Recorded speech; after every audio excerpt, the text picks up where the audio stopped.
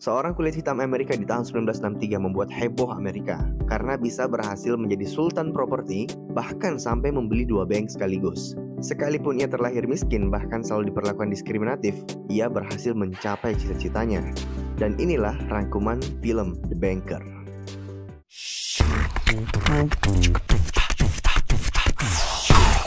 Seorang bocah berkulit hitam bernama Bernard sehari-hari bekerja sebagai pembersih sepatu di depan sebuah bank ternama di Texas. Alhasil seluruh pelanggannya adalah orang-orang kaya kulit putih. Bernard sebenarnya tak terlalu peduli dengan pekerjaannya. Yang membuatnya senang membersihkan sepatu di sana karena ia bisa mendengarkan percakapan orang-orang kaya yang dari sana ia banyak belajar mengenai ilmu finance. Makanya pas membersihkan sepatu kliennya, ia sengaja sedikit berlama-lama. Tak sampai di sana, Bernard bahkan sesekali nguping lewat jendela kantor untuk menambah pengetahuannya. Walaupun masih bocah, Bernard sudah bermimpi untuk menjadi seorang bankir. Cerita ini diangkat dari kisah nyata dan terjadi di tahun 1936, di mana pada tahun-tahun tersebut penduduk Amerika yang berkulit hitam masih menerima perlakuan diskriminasi. Makanya ayah Bernard mencoba to the point, bilang kalau cita-citanya akan sulit terjadi karena mana ada orang kulit hitam yang bisa jadi bankir top. You're born the wrong color, son.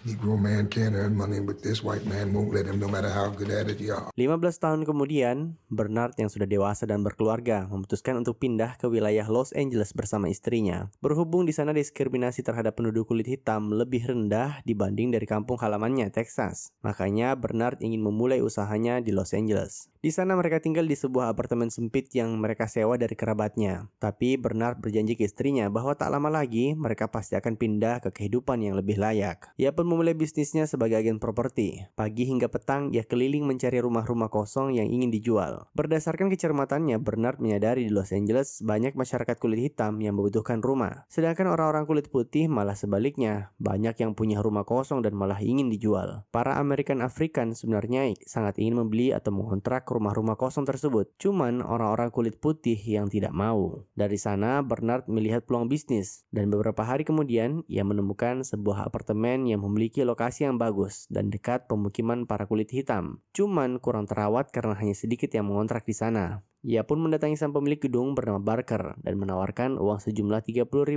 untuk membeli separuh kepemilikan gedung. Bernard berencana menyewakan kamar-kamar yang kosong ke para kulit hitam ke depannya. Sekalipun Barker kagum dengan ide Bernard, ia memilih untuk menolak karena di masa itu menyewakan apartemen untuk kulit hitam masih dianggap hal yang tidak wajar. Bernard mau tak mau menerima keputusan Barker. Namun sebelum pergi, ia tak sengaja melihat kalender di ruangan yang tertulis diberikan oleh seorang manajer bank kenalan Barker. Tiba-tiba dari sana ia mendapatkan ide. Dari sana ia langsung ke bank untuk menemui manajer yang ia lihat tadi namanya. Namun saat sampai di sana ia tidak diizinkan masuk oleh sekretaris manajer hanya karena ia berkulit hitam. Tapi hal itu tak mengurungkan tekadnya. Bernard kemudian menunggu sang manajer pulang dan mencegatnya di pintu keluar dan mengatakan ia mengenal seorang customer VIP bank tersebut. Lalu ia memaparkan idenya yang jika sang manajer setuju memberinya pinjaman dana, bisnis customer VIP-nya itu Tuan Barker akan berkembang dan bank mendapatkan banyak keuntungan. Tapi sayangnya sekali lagi si manajer langsung nolak hanya karena alasan warna kulit. Malamnya Bernard menerima telepon dari Barker dan dia bilang,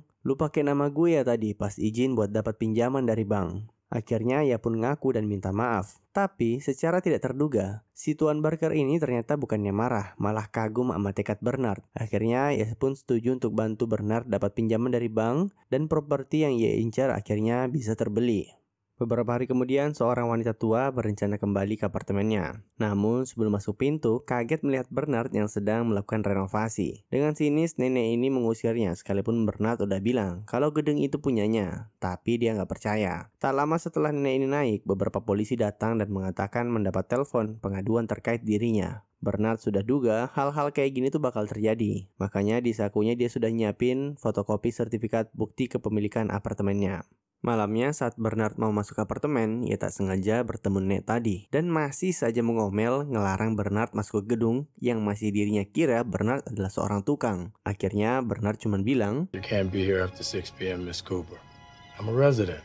Alhasil beberapa hari kemudian si nenek ini memutuskan untuk pindah tempat tinggal karena tak sudi seatap dengan orang kulit hitam. Walaupun disayangkan, namun hal ini tak membuatnya rugi karena ada banyak customer baru yang tertarik dengan apartemen tersebut. Makanya tak butuh waktu lama, Bernard berhasil menyewakan seluruh kamar kosong apartemennya dan melunasi sisa pinjamannya ke Tuan Barker.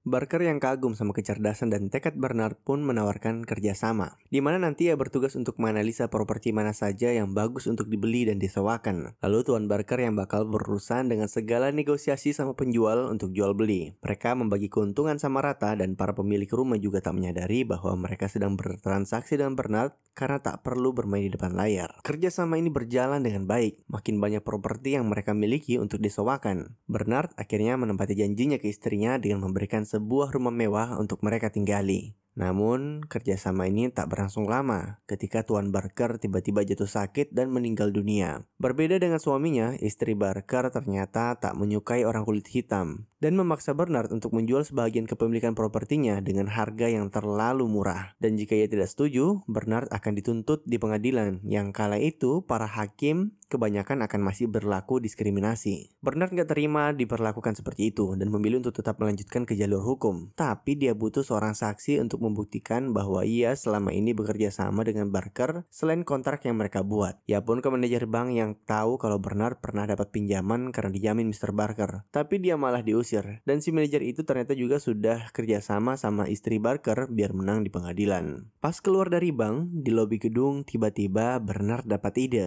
Di mana dia sadar kalau di gedung itu kira-kira ada 4 bank ternama yang nyewa tempat. Seandainya dia bisa menjadi pemilik gedung, otomatis pasti orang-orang bank gak bakal berani berlaku diskriminasi. Cuman tentu untuk membeli properti segede itu, Bernard butuh uang tambahan. Makanya dia mendatangi pengusaha properti kulit hitam lainnya bernama Joe. Di sana saat mempresentasikan ide, Bernard dikira berhalusinasi. Mengingat di pusat kota Los Angeles tidak ada satupun orang kulit hitam yang boleh memiliki kepemilikan gedung. Namun setelah mendengar detail dan rencana tambahannya, Joe semakin tertarik karena sadar Bernard sebenarnya bukan gila, tapi jenius. Lo tau kan ya, jenius sama gila beda-beda tipis. Cuman sekarang masalahnya orang kulit putih itu nggak mau kalau gedungnya dibeli sama orang kulit hitam. Jadi mereka membutuhkan perantara yang Bernard juga sudah rencanakan ternyata dari awal. Kenalin Matt, pemuda kulit putih yang kebetulan teman ponakannya. Bernard mempercayainya karena walaupun Matt kulit putih, dia rela untuk bekerja membantu Matt kemarin dan tidak mempermasalahkan soal ras. Belum lagi ia pernah bilang memiliki ambisi dan mimpi untuk menjadi pengusaha properti suatu hari nanti. Akhirnya mereka berdua sepakat untuk mengajak Matt ke dalam ide gila mereka. Dalam waktu sebulan, Matt diajari berbagai hal mulai dari pengetahuan tentang properti yang selama ini Bernard pelajari, lalu Joe juga mengajarinya golf atau hal-hal lain demi meyakinkan orang-orang nanti bahwa Matt adalah seorang miliuner. Tidak mudah, tapi akhirnya mereka berhasil. 1.25. 1.25. You got it right, man. You're getting this.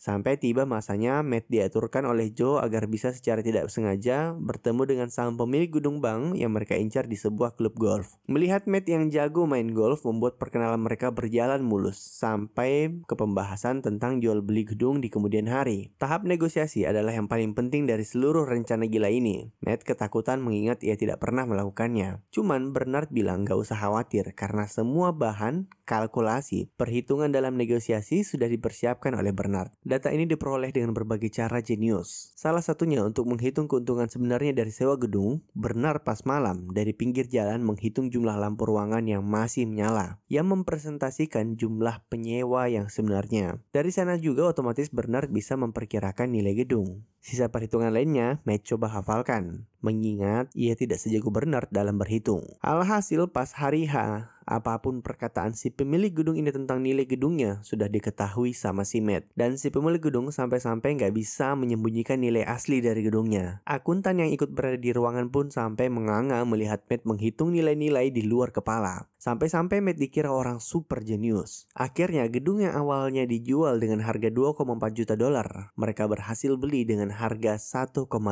juta dolar. Mulai saat itu, saat mereka masuk ke gedung, seluruh direktur utama bank menyambut mereka dengan hangat dan tidak mempedulikan warna kulit mereka. Si manajer yang kemarin nolak Bernard cuman bisa terperangah. Nah, dari sana dengan mudahnya mereka bisa dapatin bantuan pinjaman dari bank. Alhasil, bisnis properti mereka meningkat pesat. Ada kira-kira 117 properti yang mereka miliki di seluruh Los Angeles, yang berpengaruh besar ke orang-orang kulit hitam juga di Los Angeles, karena akhirnya mereka bisa sewa rumah ataupun apartemen tanpa zonasi kulit lagi. Kesuksesan mereka sampai-sampai mendapat kunjungan dari wakil presiden Amerika.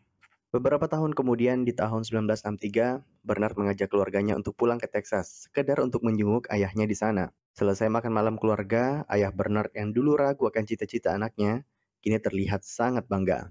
Keesokan harinya, Bernard mengajak putranya untuk keliling kota. Diskriminasi di kota Texas kala itu masih kurang lebih sama saat terakhir kali ia tinggalkan. Mereka kemudian melewati bank di mana dulu ia bekerja sebagai tukang semir sepatu. Banyaknya bentuk diskriminasi di Texas kala itu membuat Bernard gelisah dan khawatir. Kekayaan ternyata bukan segalanya baginya. Kini, ia berniat bagaimana caranya agar orang-orang kulit hitam di Texas bisa paling tidak mendapatkan kesempatan untuk berusaha sebagaimana warga sipil lainnya. Pemikirannya ini ia sampaikan ke Joe saat balik ke Los Angeles, di mana Bernard berencana membeli salah satu bank ternama bernama Mainland Bank di Texas. Joe langsung mengatakan itu ide yang buruk, mengingat Texas adalah salah satu kota paling diskriminatif bagi orang-orang kulit hitam saat itu. Bisa dibilang ide ini lebih gila dibanding ide sebelumnya. Namun karena melihat tekad Bernard yang tidak main-main, Joe akhirnya sepakat untuk membantu temannya.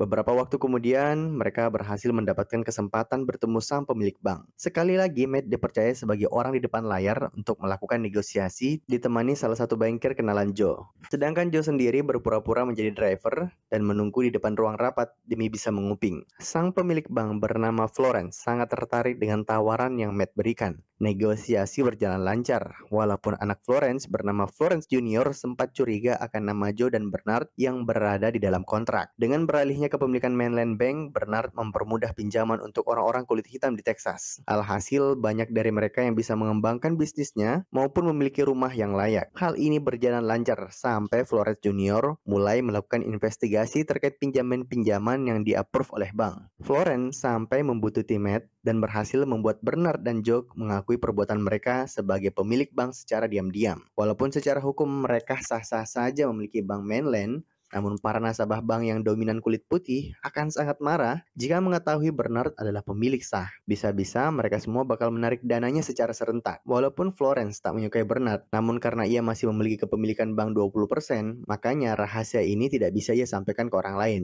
Namun ia cuma mengingatkan bahwa sebulan lagi Departemen Keuangan US akan melakukan pemeriksaan terkait seluruh pinjaman yang Bernard setujui. Begitu Florence pergi, mereka mulai mengatur strategi baru. Matt tiba-tiba melontarkan ide di mana bagaimana jika mereka membeli satu lagi bank bernama Merlon Bank, di mana segala pinjaman untuk orang-orang kulit hitam akan dilimpahkan ke bank tersebut. Matt juga mengajukan dirinya sebagai pemimpin bank tersebut agar Bernard dan Joe bisa fokus ke Mainland Bank. Mendengar ide tersebut, Bernard to the point bilang gak mungkin membiarkan Matt menjalankan bank yang dimana pengetahuannya tentang perbankan masih cetek. Namun karena Matt mengancam dirinya bakal mundurkan diri dan balik ke Los Angeles, alhasil mereka berdua terpaksa setuju dengan ide Matt. Ia pun menjadi pemimpin utama dari Bank Merlin. Uang untuk pembelian Bank Marlon mereka dapatkan dari pinjaman lainnya. Satu masalah selesai, kini masalah baru muncul, di mana para nasabah kulit putih dari Mainland Bank berbondong-bondong untuk menarik uang mereka karena kabar tentang Bernard sebagai pemilik bank mulai tersebar. Belum selesai ini, masalah lain kembali muncul, di mana orang dari Departemen Keuangan muncul tiba-tiba untuk melakukan pemeriksaan terhadap Bank Marlin. Ia pun segera menelpon Bernard untuk meminta bantuan. Nah, akhirnya Bernard mau tak mau berdandan layaknya OB demi bisa menyamar dan berada di dekat Matt saat ia diinterogasi. Terlihat Matt sangat gugup saat dicecar berbagai pertanyaan yang berada di luar pengetahuannya. Sesekali ia keluar ke toilet demi untuk menemui Bernard dan menanyakan pertanyaan-pertanyaan yang sebenarnya nih. Kalau Bernard berada di posisi itu, semuanya akan aman-aman aja. Setiap Matt juga kembali dari toilet ingin menjawab pertanyaan sebelumnya, pertanyaan baru malah kembali muncul dari agen Departemen Keuangan. Sampai di mana ternyata Matt membuat kesalahan beberapa hari sebelumnya yang berakibat fatal. Ia menyewa pengacara lain selain yang disarankan oleh Bernard dan malah menyewa pengacara yang disarankan oleh Florence Junior. Alhasil ia dijebak yang secara regulasi dianggap telah melakukan perbuatan kriminal di bidang perbankan. Akhirnya Bank Marlin ditutup. Malamnya mereka kembali bertemu. Bernard dan Joe sudah mengatakan sudah ikhlas walaupun kecewa sama si Matt karena membuat mereka rugi kurang lebih $300.000. Terakhir sebelum pergi, Bernard cuma ingatin Matt untuk fokus ke Mainland Bank. Besoknya Joe dapat kabar dari orang dalam di Departemen Keuangan, di mana Matt kembali melakukan kesalahan karena masih aja berusaha menyelamatkan Marlin Bank. Bernard buru-buru langsung ke kantor untuk memperingati Matt kalau tindakannya ilegal. Cuman nasi sudah jadi bubur. Selang 5 menit kemudian, orang-orang Departemen Keuangan juga sudah tiba di bank dan melakukan penyitaan. Kini Bank Mainland juga ditutup dan Matt ditahan. Saat keluar dari bank, Bernard dan Joe ditahan oleh agen FBI. Bernard langsung marah dan memberi perlawanan karena merasa tak melakukan pelanggaran apapun. Akhirnya ia sempat ditahan karena dianggap melawan, walaupun ia berhasil bebas dari segala tuduhan dengan bantuan pengacara yang mereka sewa di kemudian hari. Jadi di mana kesalahan Bernard dan Joe selama ini? Si pengacara akhirnya menjelaskan, sebenarnya mereka sedang berurusan dengan faktor politik, di mana sang senator bernama McLennan tak ingin ada lagi kejadian di mana orang kulit hitam bisa memiliki akses ke perbankan. Maka dari itu, di sisi lain, Matt dipanggil ke kantor senator, di mana ia dijamin gak bakal dipenjara jika mengatakan bahwa seluruh tindakannya akibat dipaksa oleh Bernard dan Joe. Tujuannya agar si senator nanti bisa mengungkit undang-undang perbankan, dan para dewan mau setuju dengannya untuk merevisi agar orang kulit hitam tak lagi bisa memiliki bank. Alhasil, pas hari sidang dengar pendapat, Matt mengatakan bahwa semua tindakannya berdasarkan suruhan Bernard dan Joe. Beberapa hari lagi, giliran Bernard yang akan disidang. Namun sebelumnya ia sempat bertemu dengan McLennan yang menawarkan dirinya terbebas dari segala hukuman jika mengakui perbuatan yang sebenarnya ia tidak lakukan. Dengan begitu, anggota Kongres lainnya akan menyetujui undang-undang perbankan yang baru di mana masyarakat kulit hitam akan diperlakukan secara diskriminatif. Pas tiba hari H sebelum masuk ke ruang sidang, Bernard meminta maaf ke Joe karena selama ini tak mendengarkan nasihatnya. Saat sidang, Bernard bukannya nurut, malah mengutarakan semua penderitaannya sebagai kulit hitam Amerika yang dipersulit sana-sini ketika ingin berusaha. Suasana sidang otomatis langsung menjadi heboh, dan hasilnya bisa ditebak. Keduanya dipenjara karena dianggap melakukan penyalahgunaan dana bank. Parahnya lagi, seluruh aset mereka disita. Sekitar 177 properti yang mereka miliki diambil oleh negara. Kepemilikan Bank Mainland juga dibeli kembali oleh Florence Jr. dengan harga miring. Bernard dan Joe akhirnya harus menghabiskan 3 tahun waktunya di jeruji besi. Tak terasa waktu berlalu dan saat bebas, Bernard dijemput oleh istrinya. Bukannya murung karena kehilangan seluruh hartanya, ia malah tersenyum bersama Joe. Ia pun menjelaskan kepada istrinya di mana malam sebelum Matt bersaksi di pengadilan, ia sempat meminta bertemu. Matt memohon maaf atas segala perbuatannya dan menjelaskan jika ia tak mengikuti keinginan senator, ia akan terancam dihukum 50 tahun penjara. Bernard yang tidak tega cuma meminta bantuan terakhir, di mana ia minta agar Matt menggelapkan sebagian kecil hartanya, yang kini mereka bisa nikmati setelah kembali bebas dari penjara. Joe dan Bernard kembali memulai usahanya dari nol di wilayah Bahamas. Berkat pendapat Bernard di pengadilan di hari yang lalu, tak lama kemudian lahirlah undang-undang di Amerika yang melarang seseorang untuk menjual atau menyewakan propertinya atas alasan warna kulit dan sebagainya. Dan dengan begitu, film pun tamat. Terima kasih telah menonton. Sampai jumpa di film selanjutnya. Jangan lupa komen, like, dan subscribe.